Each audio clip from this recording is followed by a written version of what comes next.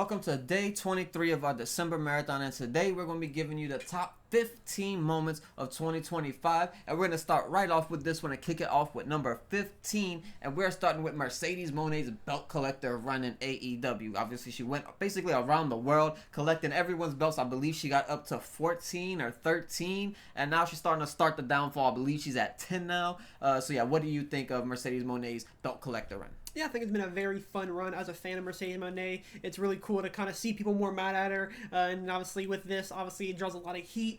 People kind of made their assumptions that she's booking all these calls, calling her Mercedes Hogan and stuff like that, when in reality, she's just so damn good that everybody wants to put the belt on her at the end of the day. So yeah, she's been able to get a lot of heat from this. I think that's been a great thing for her. So yeah, I think a very fun run, and now that the downfall is starting, I think it's going to make a lot of new people in AEW and across the indies as well. So yeah, I think it's been an overall success from Mercedes Moné.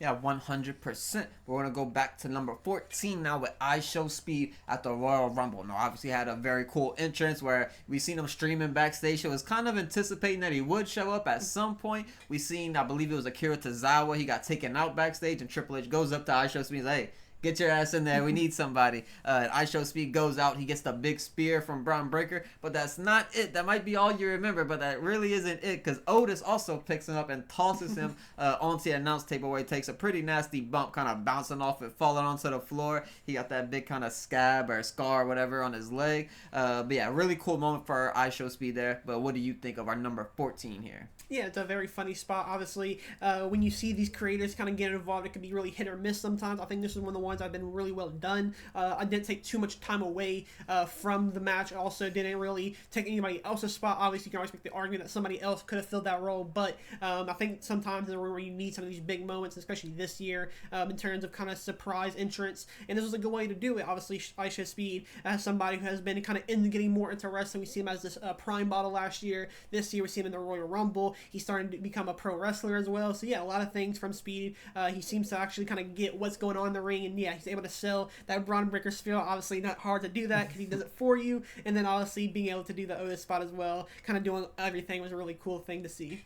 Yeah, and we're going to kick it off with 13 now, and that's going to be Becky Lynch's heel turn run. Now, obviously, she came back at WrestleMania, but then right after WrestleMania, on the Raw after, they lose their tag team titles, and she turns on Lyra Valkyria, starting a generational heel run, and she has been probably one of my favorite heels of the entire year, cutting some great promos, funny promos, obviously some amazing in-ring quality, making stars such as Lyra Valkyria and Maxine Dupree, and she has a lot more work to go because I do believe that the WWE Universe just kind of needs a Becky Lynch on their side, someone who can help make people, someone who can help just kind of put people in positions to have amazing matches to win more people over, and Becky Lynch has definitely done that. Yeah, when you talk about some of my favorites, Becky Lynch is definitely up there this year. Like you said, the work we've seen from her kind of shifting towards kind of a more delusional character, but still able to back it up as well with the Intercontinental Championship run. And then she has all these articles saying that she's the best. So yeah, she's been able to play into her character really well, something that she's been able to kind of see more success from as her previous runs. And yeah, I think this has been a very good, well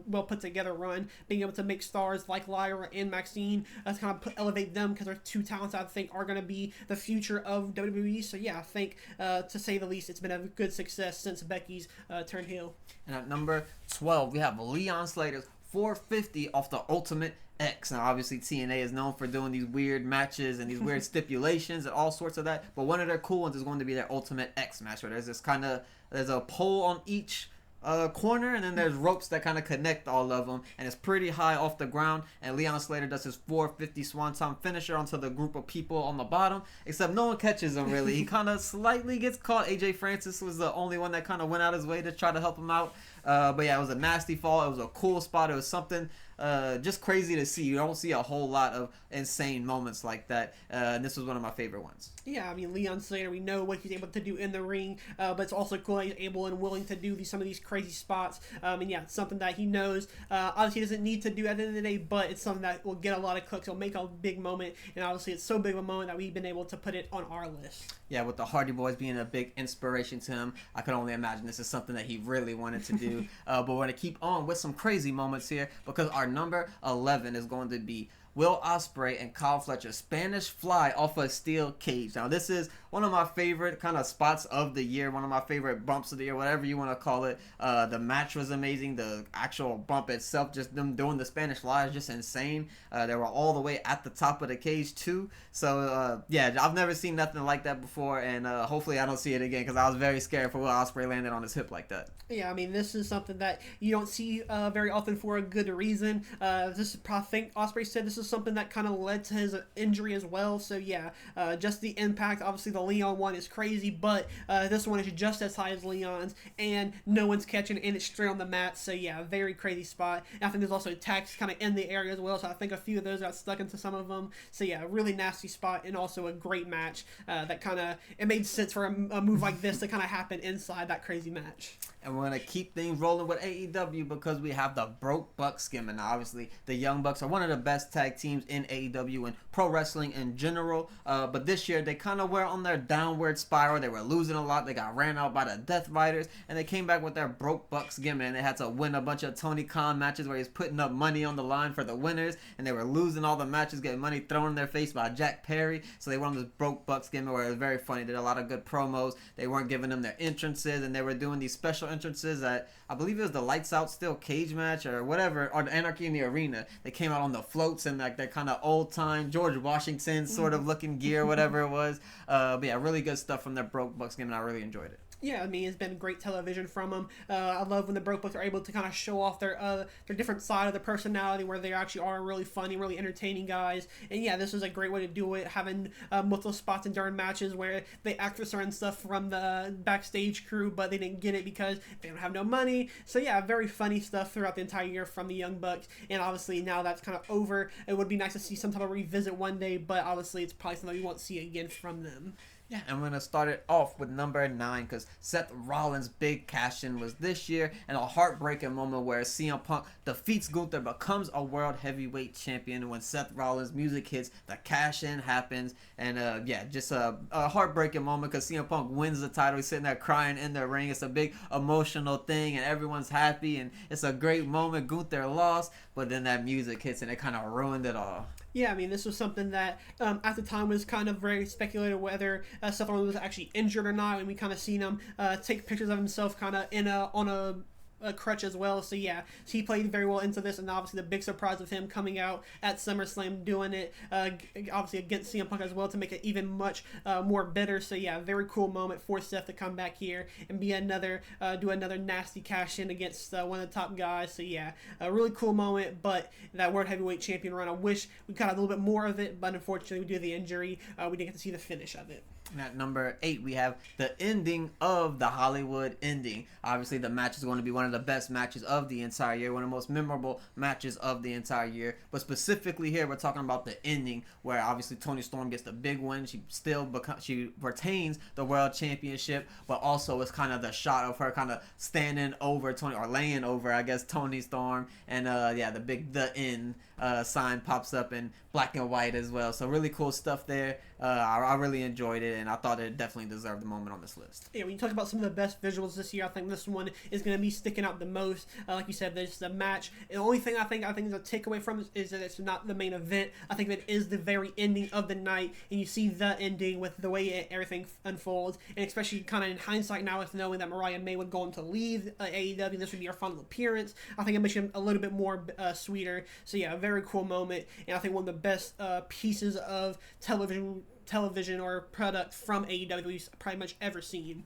Yeah, and at number 7, we have the Braun Breaker turn on Seth Rollins. Now, this was the Monday after Crown Jewel Perth, so obviously we're all kind of on big high hopes and good spirits and everything because we just seen the John Cena and AJ Styles match. And there was a couple other good matches on that card as well, but we were in good spirits, good pay-per-view. WWE finally put on a good show, and here we go. The big moment of the year, basically, outside of Cena stuff, of course, is going to be Braun Breaker turning on Seth Rollins, where he hits him with a surprising spear to end Monday Night Raw, and Bronson Reed and Paul Heyman just kind of join along with him, give him tsunamis. Paul Heyman stands tall with him, and yeah, it was just a crazy, surprising moment that no one expected to happen that quickly. Yeah, it's hard to kind of pinpoint a lot of people's moments in their careers where you can see when they go from a mid carder to the top main event guy, and this is kind of where you see Braun Breaker take that jump. After that, you see him kind of make more plans towards that world heavyweight champion. Obviously, being able to be this dominant against the likes of Seth Rollins is going to take you very far. So yeah, I think whenever we see Seth come back to WWE, it will be a crazy match between him and Braun Breaker, and I think Braun Breaker should stand tall because he is a guy who will be at the top for a very long time. Number 6, we have Naomi's cash-in at Evolution. One of the best cash-ins, one of the best feel-good moments, even though she was a heel. But it was just one of those things where, we've seen her leave as obviously with part of Mercedes Moné when they left WWE and went elsewhere. She went to TNA. Mercedes went to New Japan, AEW, and everywhere else, basically. But yeah, it was just a feel-good moment because we've seen her basically redemption in WWE from leaving the company to coming back, becoming a tag team champion, becoming a world champion, winning Money in the Bank, cashing it in successfully, and she was on a very high just rise basically, and everyone was in love with Naomi's heel character. She was doing a lot of great work. Unfortunately, she did get pregnant and had to relinquish the title, but I do think in 2026 she will kind of restart all that and she'll be amazing once again. But her winning the title and cashing it in was amazing. Yeah, I think a lot of people are going to ask the question, why is Naomi going to be higher than Seth? Obviously, some people might think Seth is better, but I think the surprise of Naomi actually cashing in on the Io and Rhea Ripley match was something that we didn't expect at all. I think the majority of people kind of thought that either Jade Cargill would win the championship just for Naomi to eventually cash in, or she would just cash in on Tiffany Stratton beforehand, but doing it during this match, during a great match, and still adding on to that match to the finish was a very great touch, and I think it's one of the coolest moments. Obviously, Naomi's having a great year before she had to take her time away, but yeah, a very cool moment, and I think one of the best women's cash-ins we probably have ever seen, I would say. Yeah, and one of the best booking decisions of Triple H this year, I think, is him swerving from him not having Naomi cash in on Jade. Because imagine if she were to cash in on Jade, and then the pregnancy thing happened, that kind of would have killed all the momentum of that potential feud. Whereas with the Io and Rhea thing, she was able to get the triple threat match and kind of end that quick feud before she had to relinquish it, unfortunately. But thankfully they did go that route and she didn't do the Jade route, because I think it all worked out for the best for her and everyone else involved as well. But getting into our top 5 now is going to be Dominic Mysterio defeating John Cena at War Games, plus the Liv return and the Judgment Day getting involved in the match, the whole shebang that happened with this match. But yeah, it was really good stuff, a good feel-good moment once again, even though he is a heel. But yeah, I really enjoyed it. Yeah, I think a lot of people kind of had the assumption that Cena might go into that retirement match with the Intercontinental Champion. However, Dom getting his big moment, getting it back from Cena, having a second match, or technically a third match with John is kind of a huge moment. The only guy, I think, probably the guy Cena had the most matches with besides Logan Paul, maybe. But yeah, Dom being able to get this win in his hometown as well was a really cool touch. And then on top of that, the Liv Morgan return, something we've been waiting for quite some time, somebody that's been very well loved. So yeah, seeing her return, having her kind of do a fake swerve out, turning on Dom, but then turns on Cena, but then kind of joins back with Dom. So yeah, really cool moment, really well put together, and yeah, one of the best moments of the year. And number 4, we have John Cena retires at Saturday night's main event. Now, obviously, we're kind of fresh off of this one where Gunther retired John Cena and got some of the most heat that we've pretty much ever seen in pro wrestling in the past 20, 30 years. Maybe it's been a long time since I've seen some heat like this for someone that's like real life heat, not like just Dom just getting a whole lot of noise and stuff. This is like real life. People hate this man right now. So it was a really good thing. Obviously, John Cena's retirement, it's not necessarily a good thing when someone retires, but it is a good thing when someone goes out in their own way, in a good way, and in a way that they wanted to. But yeah, really good stuff from John Cena for the entire year, but the retirement in general is going to take the number 4 spot. Yeah, I think, again, this is another one where you can have way higher, you can have it way lower, but I think it kind of falls here. Obviously, it's something that we expected to eventually happen at some point. It just was a matter of when and versus who, and obviously the way they did it was a very good way to kind of finish things off. I think Gunther was a perfect decision to kind of continue this heel heat and be able to carry that momentum into a huge next match with potentially AJ Styles or CM Punk. So yeah, I think it was a good decision. Cena retiring is something that we all didn't expect to happen, but now it's finally happened. It still doesn't feel real. So yeah, hopefully, things kind of eventually feel like everything's right now. And we're kicking it off at our number 3 spot now with AJ Lee's debut or return, whatever you want to call it, at the Clash or at WrestlePalooza, actually.